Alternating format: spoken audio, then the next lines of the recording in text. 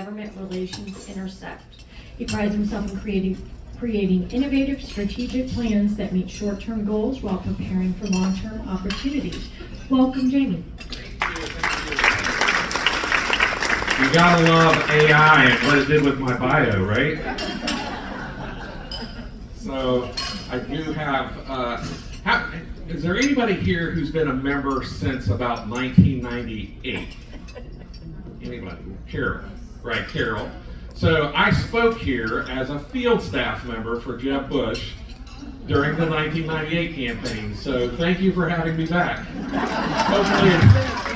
Hopefully it's not too long, not another 26 years before you decide to have me again. But I'm happy to come back anytime. Marilyn called and asked me to say a few words about the election. I do have my glasses, so there's a couple of stats that I'll put those on for. But I think one of the things that we're seeing is, as much as Democrats want to say that they're for free, fair, and transparent elections, they didn't even have a free, fair, and transparent election for their nominee. And I write a Substack. I don't know if many of you know what that is. It's kind of a glorified Facebook page, but you can do blogging and podcasts and all this other sort of stuff in it. You can find me there at Reasonable Arguments. But what I've written there is that there's 3 stages of Kamala Harris. And they are excitement, that first week, everybody, all the Democrats, they're all excited. We've got Kamala Harris. We no longer have Joe Biden. We've gotten rid of him. We threw him over the edge. He walked the plank. So now I think we entered and are leaving what I call the second stage, which is relief. And Kamala Harris even said it in the debate. At the end of the debate, which is one of the most scripted moments in a debate, she said, well, I'm not Joe Biden and I'm not Donald Trump. Like, that's the reason you're going to finish the debate. That's why, and that's what she believes. She wants people to vote for her, not for who she is, because she would never get votes, but who she is not. Right? And the third stage, and I think Democrats are going to start seeing this very soon, and certainly on November 5th, which is regret. Regret that they didn't have a free, fair, and transparent process to ensure that they have the best candidate they could have. And they certainly didn't end up with the best candidate they could have had. There were at least half a dozen others. It's funny, in October of 2023, I wrote in my blog that exactly what happened. I said, after the RNC convention, Democrats will throw Biden over the edge, say that he's had a health episode, and they will go to their convention. Now, the part that I was wrong about, I predicted that Chuck Schumer would be the nominee out of the convention, right? But if you think about it, who can count votes better than Chuck Schumer and Nancy Pelosi? And after 40 years in both the House and Senate for those two, I thought they had enough favors that Nancy Pelosi's a little too old to serve. I thought Chuck Schumer, as the young, 68, 70, whatever he is, 72 years old, he would say, I'm a young guy, I'm going to take the mantle. And I think he could have won a brokered convention for the Democratic Party. Not in my wildest dreams did I believe that they would not even bother to have a vote. I mean, imagine that. There's somebody running for president that no one voted for. No one. I mean, it's insanity. So, this is our 3 weeks out from Election Day, right? So we are, by next week, I think you have to turn in your poll watchers here, so hopefully a lot of you are deciding to do that. I'm going to put on the glasses here just for a second. And we may be waiting a week to get the results in Pennsylvania. I mean, which is horrible. Like, how in the world they take a week to count votes is beyond me. But the state of the race today, I can tell you what the campaigns are thinking. The campaigns think the Donald Trump campaign and the Kamala Harris campaign both think Trump is winning. I'll go through some numbers here, but you can tell by their activities this past weekend. Donald Trump is campaigning to control Congress. He went to California. He's not winning California. He went to pick up 1 or 2 congressional seats there. He went to Colorado. He's not winning Colorado. Newsflash. I don't know if you read this on, heard this on TV. He's not winning Colorado. But there's a congressional seat there that's important. New York. Campaigning in New York. He's not winning New York. 2 congressional seats, right? And so I'm close to some of the Trump people, and I thought one of the failures in 2020 was that Donald Trump kind of was shooting for a lonely victory. And I said, if I could change one thing, change the lonely victory, have a group victory. And we're seeing Donald Trump put that into play as we speak. He's doing very well. On the other hand, Kamala Harris is campaigning for her life in swing states with African American men. I mean, so especially young men. So, they rolled out Bill Clinton. They rolled out Barack Obama. And they're not even being very successful with Obama and Clinton. Because at the end of the day, they have to hold their nose and vote for somebody who did not earn the right to be the nominee. So, I'm going to read off just some polling, and this is going to go quick because I don't want to bore you too much. But out of polls I trust. So I look at polls I trust, and I'll go through some polling averages. But out of polls I trust, Pennsylvania, Trump up 3. Arizona, Trump 5. Michigan, Trump up 3. Nevada +6. Georgia has Harris +2. North Carolina, Trump +2. Wisconsin, Trump +2. So Trump is in. I don't want to say it's his race to lose, but a lot like 2020, it's his race to lose. Just 3 weeks ago. We know people are voting now. We do have, I'll get into the impact of hurricanes a little bit later. But if you look at the media, what does everybody quit? They quit talking about state-by-state polls. What are they talking about? Well, they talk about national polls and polling averages, right? Oh, let's go with the Real Clear Politics polling average. Let's go with the New York Times Siena polling average. Let's go with 538 polling average. Well, like baseball, right? Anybody who knows baseball and averages, we have averages because it regresses to the mean, right? So I'm just picked out 2. So Real Clear Politics and New York Times averages. Pennsylvania has Trump. If you care, the first one is Real Clear Politics. The second one is the New York Times. But they have Trump +0.3. And New York Times has Harris +1 in Pennsylvania.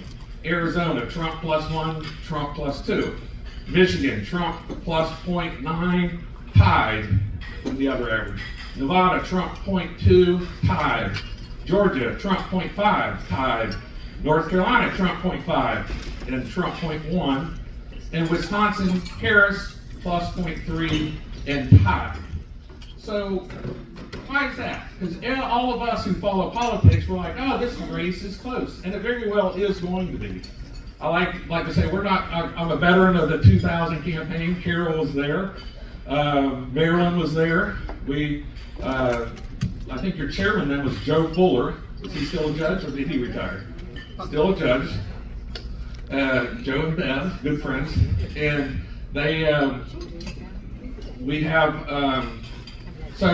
you talked about one vote earlier. 2000, we had 6 million votes cast in Florida, and we were separated by 537. 537.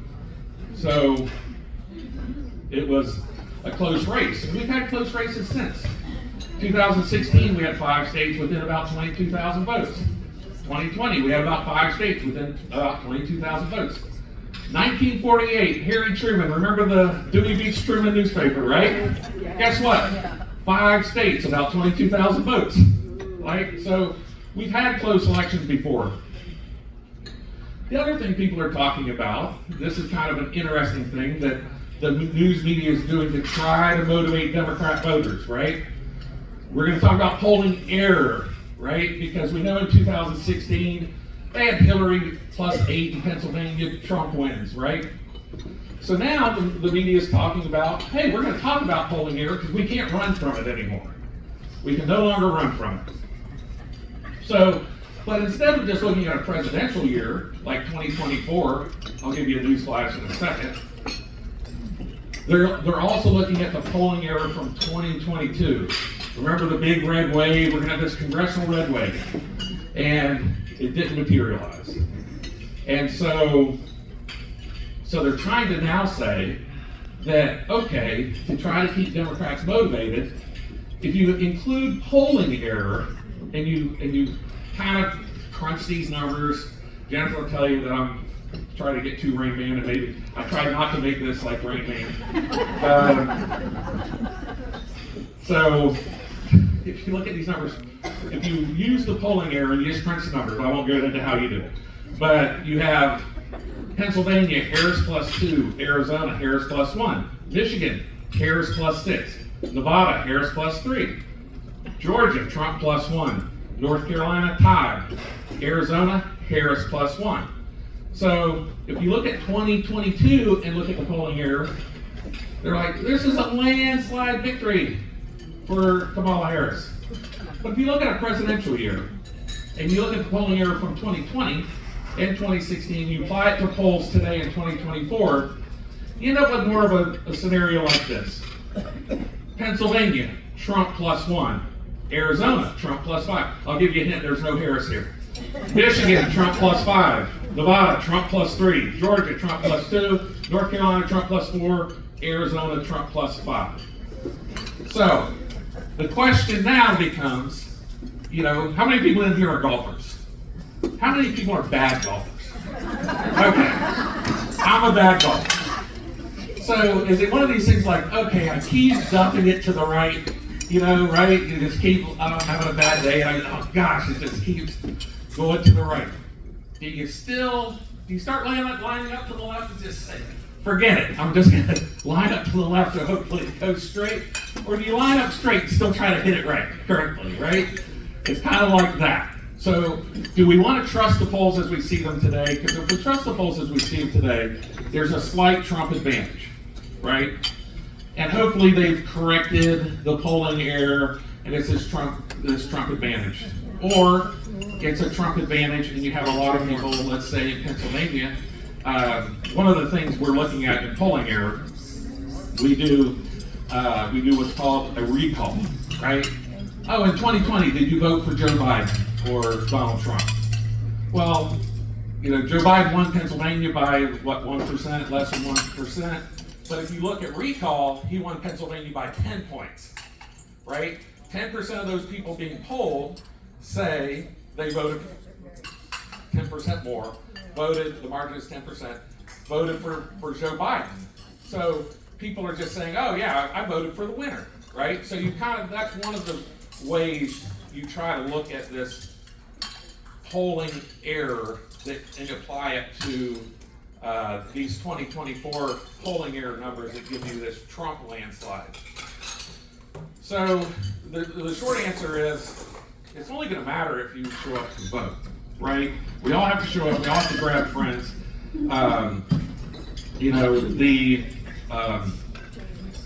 It leads to the question of what kind of impact did the hurricanes have on places like North Carolina, Georgia, and now Southwest Florida, and the I-4 corridor. And the truth of the matter is, my experience is that it doesn't hurt turnout as much as you think. You still will have people still be able to vote in Western North Carolina. They still have the ability, they still have the enthusiasm, and they want to go do it. But what happens is that people get cemented in their vote. They no longer change their mind. People are now worried about, hey, am I going to have power? How do I rebuild my house? How do I get the sand out of my house? How do I feed my kids tomorrow? Right? Where are my kids going to school next week? Right? Real life problems people are facing. So all those undecided voters in these areas become decided voters. They're not seeing television, they're listening to radio probably, but they're not seeing a lot of political messages that are going to change their mind. They're going to make their decision probably where they were before, and I think that's the one thing, especially kind of you go through Georgia, it does change how and what polls say, because these folks can no longer be polled.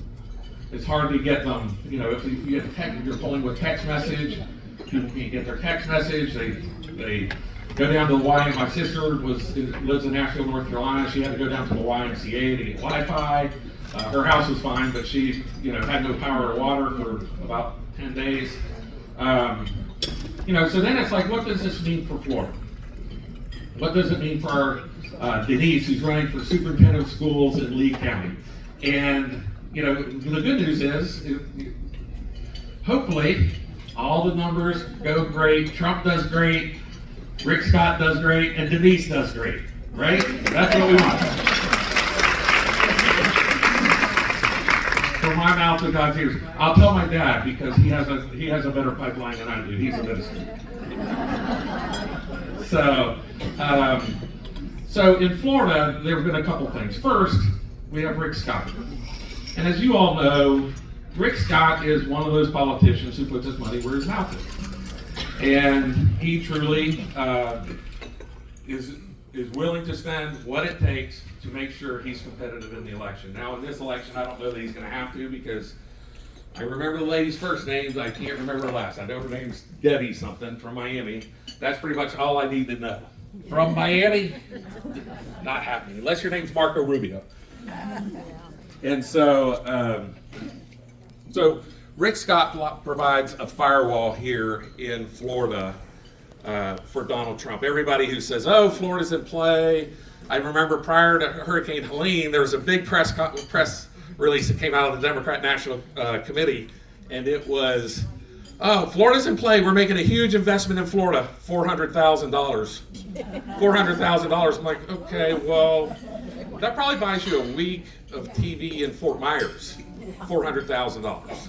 It buys you one news station in Tampa and one news station in Orlando for 1 week, $400,000. $400,000 is not a commitment to Florida. $40 million would have been a commitment to Florida, but $400,000 is not. Oh boy, I'm gonna have to put my glasses back on. I need to print this in bigger print, babe. Big print. You should start paying your assistant. What's that? You should start paying your assistant. I'll give you a raise. I'll give you a raise. I know I'm not doing horrible in the speech if she starts heckling. When you all start heckling, it might be a different story. So Donald Trump in Florida, you know, their polls have him anywhere from 7 to 14 points. You know, I saw one that had him at 4.5. It was from a Democrat firm. The Democrat firm, and listen, the Democrats are trying to say there's going to be 3 to 4 extra % Democrat turnout because of the abortion and the weed amendments, and I just don't think that's the case. I think that you may see a slight uptick in Democrat turnout, but I just don't think that that's enough to move this polling down to 4.5 points. I expect Donald Trump and Rick Scott to win between 7 and 8 points.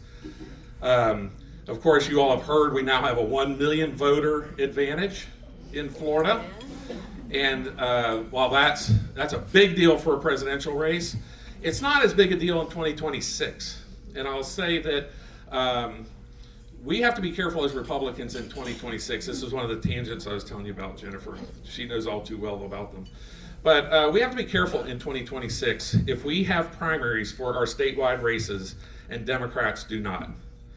And some of us may remember a Republican statewide elected official named Jim Smith. He was Secretary of State.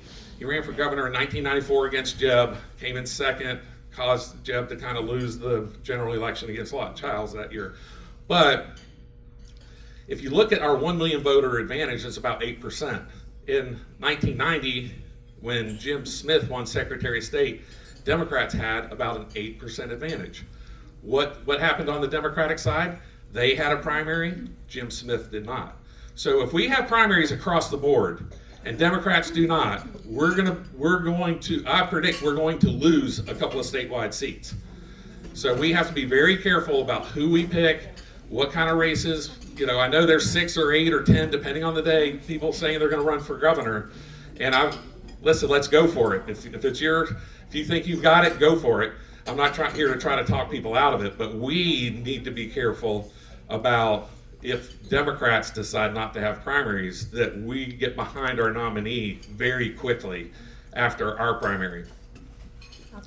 So I'll swing back to 2024, and the third reason why Democrats are going to do poorly in Florida is that, and this is a little bit behind the curtain, something you probably haven't heard about unless you've seen me on a podcast, is the Florida Democratic Party chairman is a lady named Nikki Fried. Many of you all remember her as the pot agriculture commissioner. And so Nikki Fried is now the Democratic Party chair, and she made a very big and fatal strategic decision in June. And I really haven't been worried about Florida's results since June. And the reason is she decided, in all of her political acumen, to file a Democrat, some people not even who live in the district, for every legislative seat in the state. And you would think, oh, that makes sense, right? Oh, we're gonna try to win every seat. We're gonna make Republicans defend every seat. The practical application of that is we have supermajorities in the House and the Senate. There's 140 seats up, 120 in the House, 20 in the Senate, and those folks, we have supermajorities there, right? So if you take and I did write down some names here, Danny Nix in Charlotte County, good buddy of mine, Adam Botana here, Mike Gianlombardo, Tiffany Esposito, Jenna Persons Bolica. Thank you. Her parents are here. Oh, good. Where's her parents? Right there. Oh, running for county party chair. Okay, school board member. So, thank you. I guess I didn't hit that one too bad, or I would have gotten heckled, right? That's right. He looks like a heckler. Yeah. And are you a heckler, sir? Absolutely. Give me your best one after the speech. So all of these folks are going to win their elections. But guess what? They've all had to raise $100,000, $200,000, $300,000. That's just in their campaign accounts. Then they have political committees to do what? Talk about local issues to conservative voters to turn out conservative voters. So Nikki Fried created our own firewall in the state through her own mismanagement of the Florida Democratic Party. These are all ruby red seats. So I'll probably pull out the old phone and see where I'm at on time. I usually talk a little bit about election fraud because people like it or don't like it. 12:47. Yeah.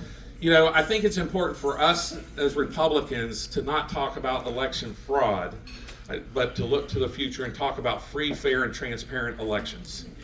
And it's funny, I've been hammering this for a couple of years now, and I saw a tweet from Roger Stone that said, we need to have free, fair, and transparent elections. I'm like, thank you, Roger.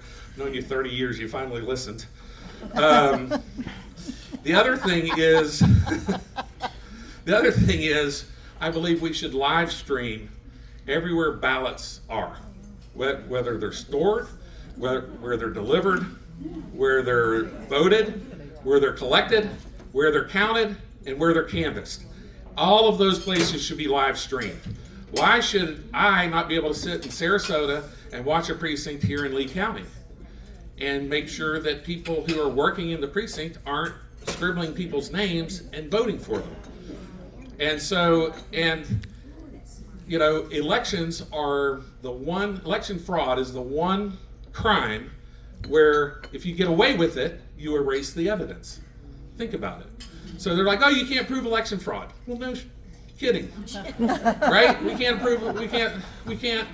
prove election fraud because if you cast an illegal ballot and it's counted as a legal vote, we as Americans are never going to take that vote out of that pile.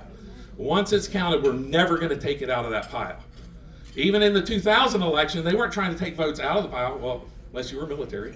They weren't trying to take votes out of the pile. They were just trying to add enough votes in. That's what they try to do. They try to add enough votes in.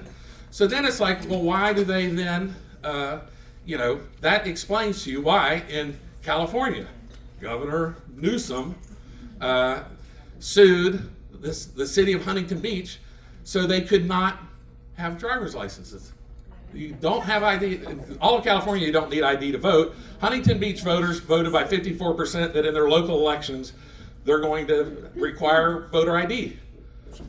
They use tax, thank you, yeah, we can all agree on that. So they use California tax dollars to sue the city of Huntington Beach. City of Huntington Beach had to use tax dollars to defend showing an ID to vote. Like, imagine that. Those are our tax dollars.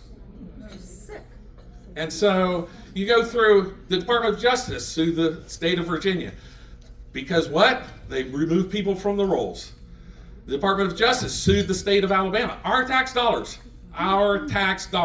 suing a state for removing people who are illegally here in the United States, illegally registered to vote, removing them from the ability to vote.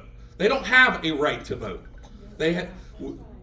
Democrats are giving them the ability to vote with not a right. So you can tell I can get passionate about that. My dad, I told you a little bit earlier, served in Vietnam. He's a chaplain, has a pretty famous photo of him giving communion on the front lines. I'll show it to you if you care later, but I do get quite passionate. I also, Jennifer, love of my life, she, when we started dating, she said, well, why are you so passionate about politics? She's not very political. And so I said, well, I'm going to write you a memo, right? I'm a writer. I'm going to write her a memo. And so I wrote her a memo, and here's 10 of my favorite speeches. So I took those 10 speeches and added 10 and made a book of 20 American speeches that changed history. What he's not telling you is he made it homework for me, and I had to then tell him he would quiz me on it to see if I listened. Yeah, if I actually watched them. And I still married him.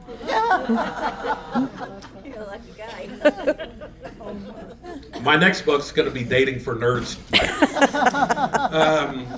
But it worked. It worked.